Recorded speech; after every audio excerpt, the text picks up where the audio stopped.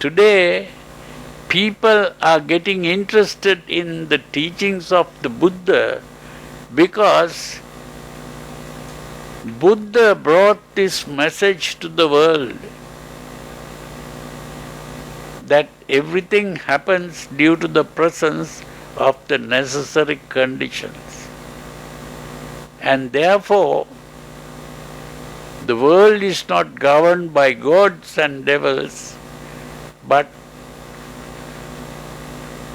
by this law. And that law is what is called the Paṭicca-Samuppāda. That Paṭicca-Samuppāda, if properly understood, all suffering can be brought to an end. That's what the Buddha pointed out. And how is that?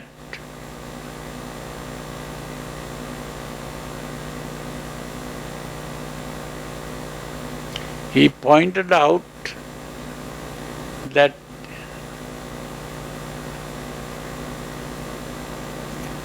although the existential philosophers thought that we exist, that existence is the most fundamental thing,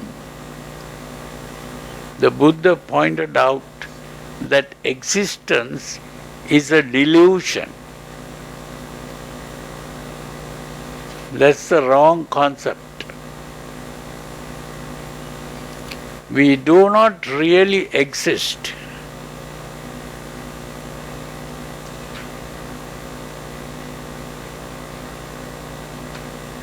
Now that he understood by freeing the mind of emotions. It is the emotions that make us think that we exist. The emotions are not able to think, and the emotions desire things or hate things. It is only by getting rid of emotions and purifying the mind, freeing the mind of emotions, that the idea of existence will disappear.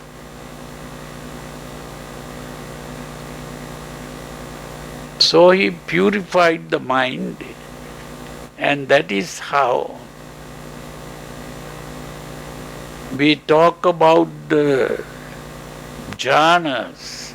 We said the jhanas are really levels of mental purity.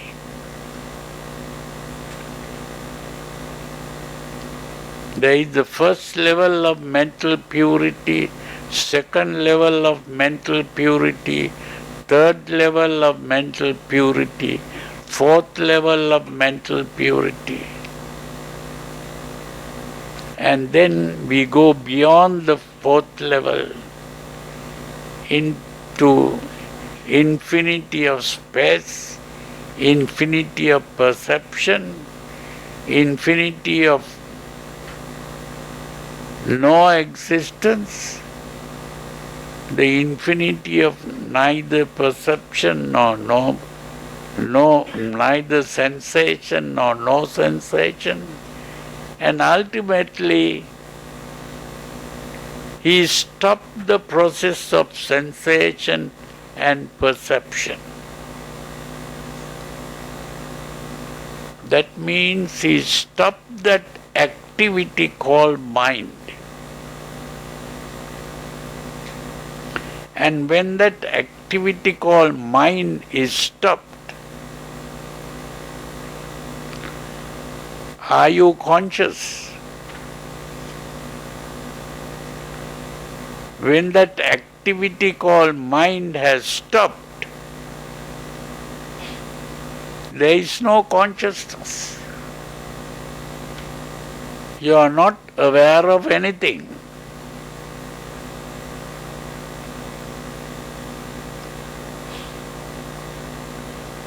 Now from that state, again he woke up from that state. And when he woke up from that state, he began to understand how the mind begins to work.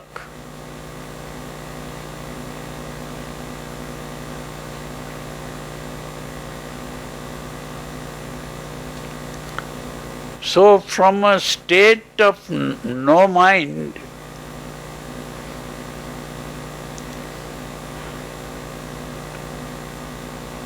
he started the first activity of the mind was what is called feeling and sensation. Feeling and sensation. Sensation means, to understand what sensation is, it is important to understand that we said we have eyes,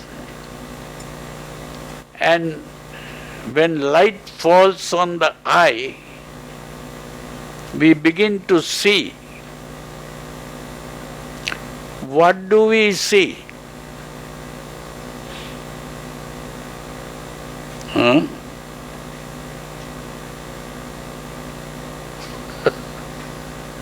What we see is only light,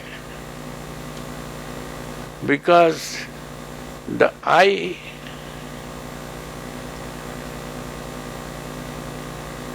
can see the light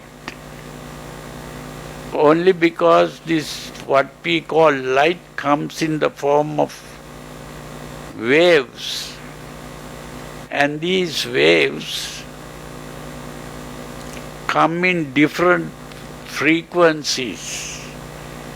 So it's very difficult to explain this if you don't know the meaning of a frequency.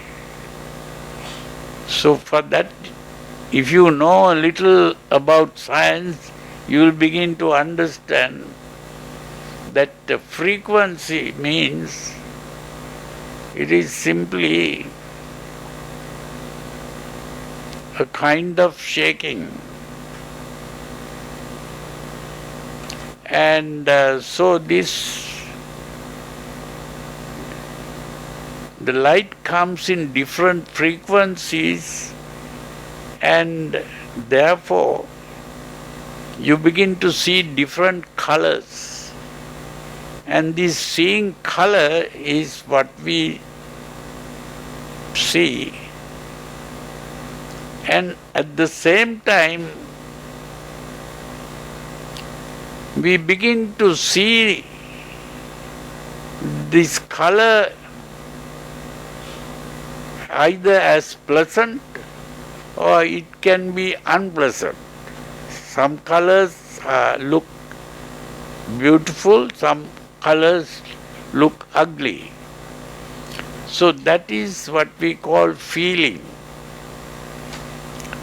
So the sensation is the color, and the feeling is whether it is pleasant or unpleasant. So that is the first thing that we see. But when we open our eyes, what we see doesn't look like seeing colors. We are able to see objects. How do we see objects? It is simply an object is constructed by putting the colors together. When a person draws a picture on the wall or in a paper, that person is only putting colors on the picture.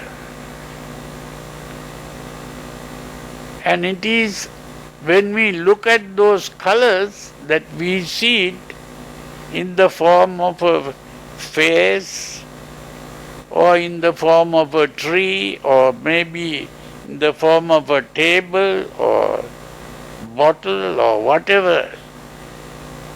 We are seeing objects by putting the colors together. It is a construct. So every object that we see is a construct, a mental construct.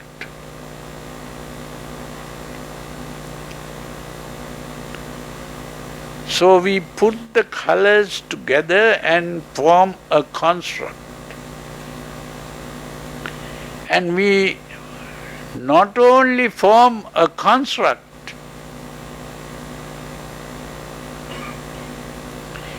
we identify it. We are able to look at a thing and say, oh, this is a face. How do I know that it is a face? Because I have seen faces before.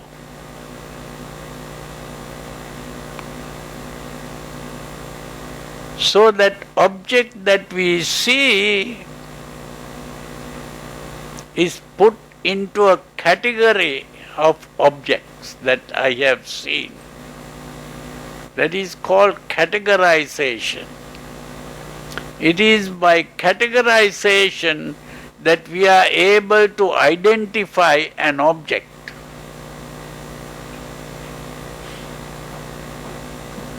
I can look at an object and say, that is a chair, or that is a clock, or that is a door. All that is because I am categorizing what I look at. So this identification means we are also giving a name to that. So every object has been given a name to identify that. When we say clock, that is a name given to that object. When we say table, we are giving a name to that object. So there is an image and a name. Now this is what we call nama and rupa. Rupa means the image and nama means the name. So these are the words that we use. Vedana, Saññā, Sankhara, Vijñāna. That Vijñāna word is perception. But perception means identifying the object. That is the meaning of perception. We are not only seeing things, we are also able to identify and say, this is such and such. That is the meaning of perception. So we are making use of these things. So it is very important to understand that now I use these words that I am just using, but these are not the words used by Rice Davids, who translated these things. They use the word Vedana and Saññā are called feeling and perception. I am using the word feeling and sensation. Sensation is not the same thing as perception. So you see, and then that word sankhara, they translate as some other words. Volition. Huh? Volition. Volition. Now that word volition has a different meaning. Now I call it a construct. Construct gives the meaning that it has been constructed by putting the colors together. That's the mental construct. The word sankhara means construct.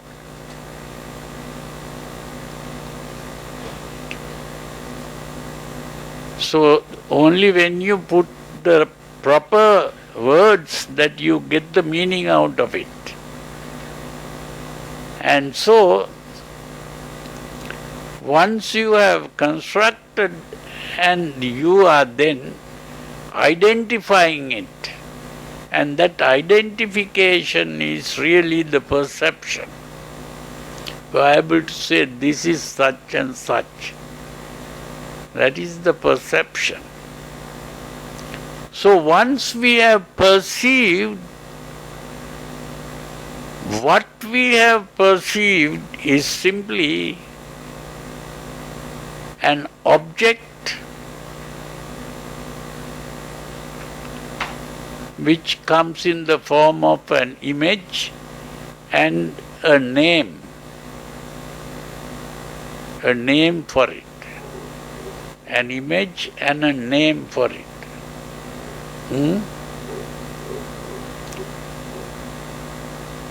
Then, once that image has been made and the name, we say Vijnana Paccaya Nama Rupang. Nama means the name, Rupa means that mental image. Then we talk about Nama Rupa Paccaya Salayatana. Now, Salayatana means we are not only looking with our eyes, we are also hearing with our ears and smelling with our nose. We are also tasting with our tongue, and we are also touching with our body. This is why you give something to a small child, that child will want to put it in the mouth and touch in various ways, get all the impressions. So that is why all those things are put together to form an object. So it is not only the eye that we are using. When I look at this bottle here, I see it as a bottle, but I know that if I touch the bottle, this is how I'll feel it. Even if I have never touched it, I still know when I touch it, I'll feel it like this. That is because I am using my memory. I have touched bottles before. So you see, because we have using all the five senses, we put together all that to form an object. That forming an object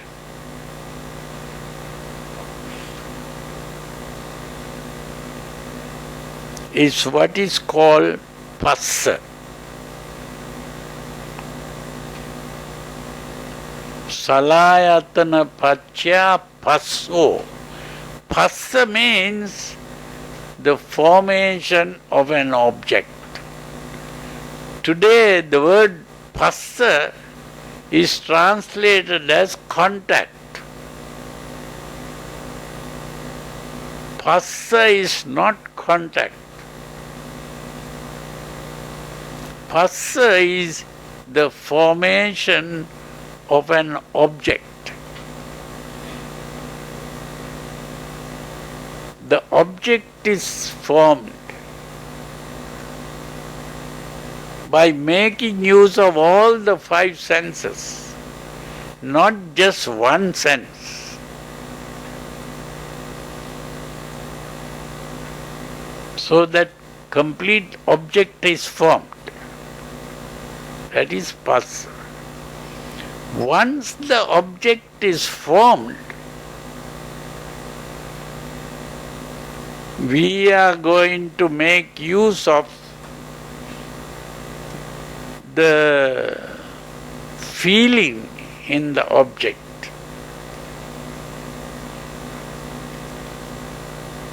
You may get a pleasant feeling in the object, or you may get an unpleasant feeling in the object. And the moment you get the feeling, you react to that object with a desire or hatred. You see, it's an emotional reaction to the object. That emotional reaction the Buddha called tanha. Tanha is not craving. Today, Rice Davids use the word craving. But tanha is not craving. Tanha is the emotional reaction. A craving is wanting something. But here we not only wanting, if we dislike something, we don't want it. We want to get rid of it. So therefore it is not a craving. It is the emotional reaction. Now the moment the emotional reaction occurs, another interesting thing happens.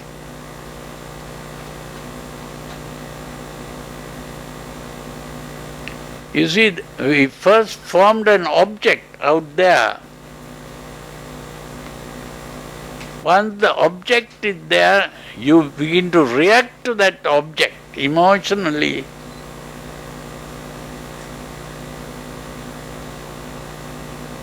Then there are two things, the object and the reaction. Earlier there was no reaction, but now there is a reaction. The moment the reaction comes up, the object is out there, the reaction is inside here. And what is inside? What do we do to what is inside? We say, this reaction is mine, is my reaction. The moment we say this reaction is mine, that is called personalizing the reaction. That is the meaning of the word upadana. Rice Davids used the word grasping or clinging. This is not grasping or clinging, it is calling that mine. That means personalizing. So the moment it is personalized, what happens? How can there be something mine if there is no I? The moment you say this is mine, you have created the I. I comes into being. That I coming into being is called bhava. The word bhava means coming into existence. The I have come into existence. Earlier there was no I here. There was only an object.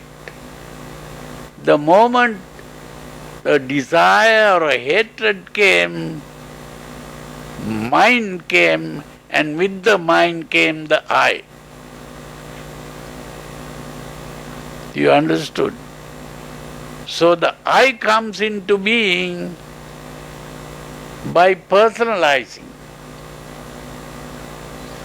So the moment the I has come into being, another question arises. What did you call the I? Where is the I? The I is only just a concept, but what are you referring to as I? There must be an object to call the I, to refer to the I. What is the object? The I has to exist. How can the I exist? What is the meaning of existence?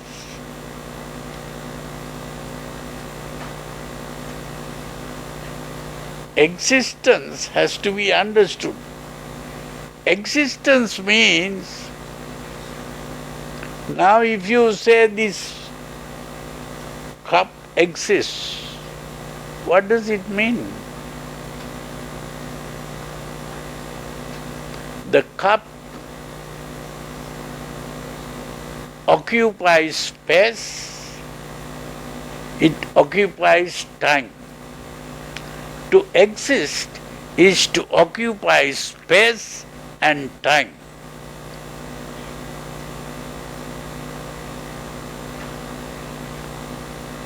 So what is the I that is occupying space and time?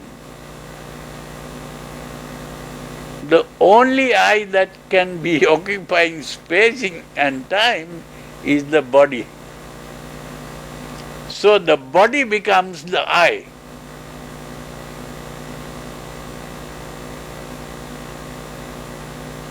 Body is the thing that is occupying space and time.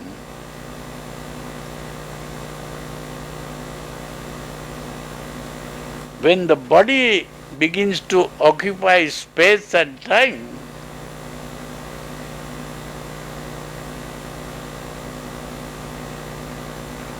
you can say the body is so many inches tall, so many fat, and all kinds of things you can talk about the body, you see. That is occupying space. The volume of the body, length, breadth and height. So, but occupying time means it has a past, a present and future. To occupy time is to have a past, a present and a future.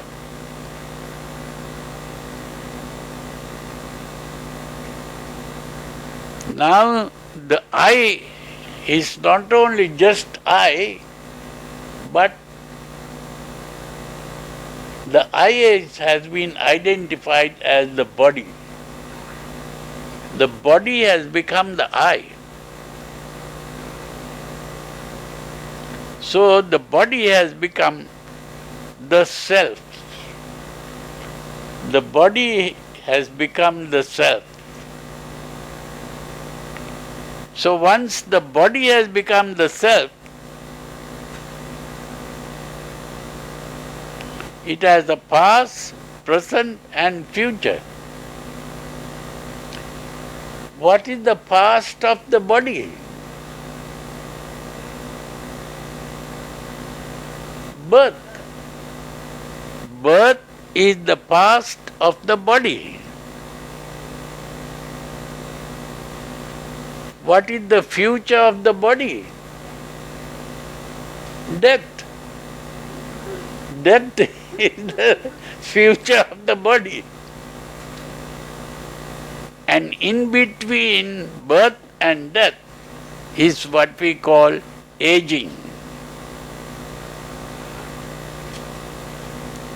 So you see, now you are not only having a body, you are not only having a self, you are also having birth, old age and death. With the coming of birth, old age and death, what happens? Grief, lamentation, pain, sorrow and despair. By creating a self, you have created suffering.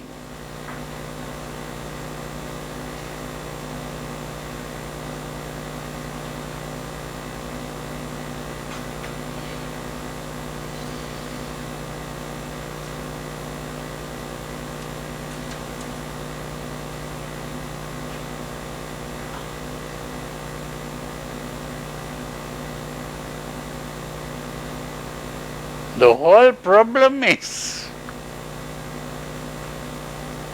this getting hold of the body. Now the self has become the body. So you have created the self, and with the self has come suffering.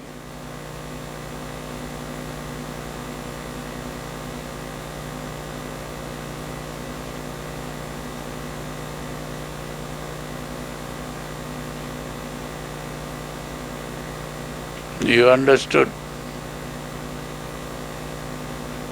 That is how the Buddha says, this is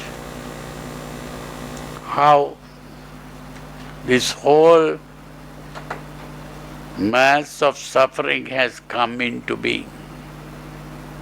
Eva metasya kevalasya dukkha khandasya samudayo hoti.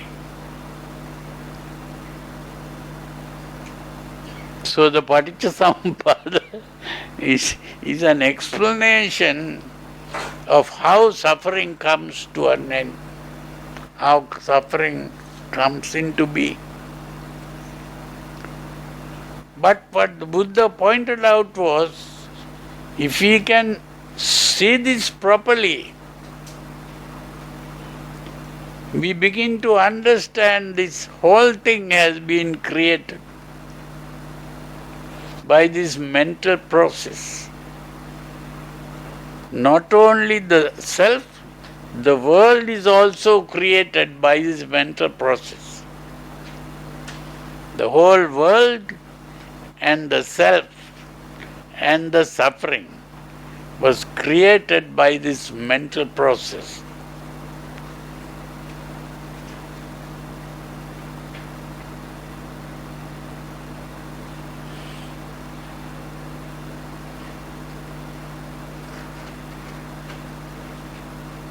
And by understanding this fully, by reflecting on this, ultimately the thought of world and the self and the I, everything disappears. When you have fully understood this. So, becoming aware of that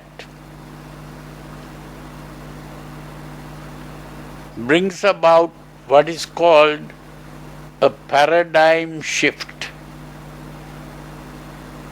A paradigm shift, a different way of thinking.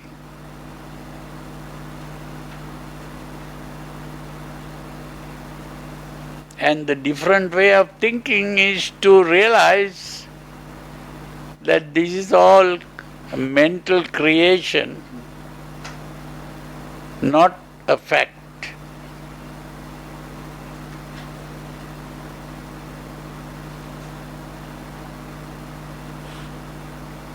So the existential philosophers thought we are existing, but actually existence is a delusion. That is, when we have understood properly, we awaken from the dream of existence. And that is what is called Nirodha-samāpatti.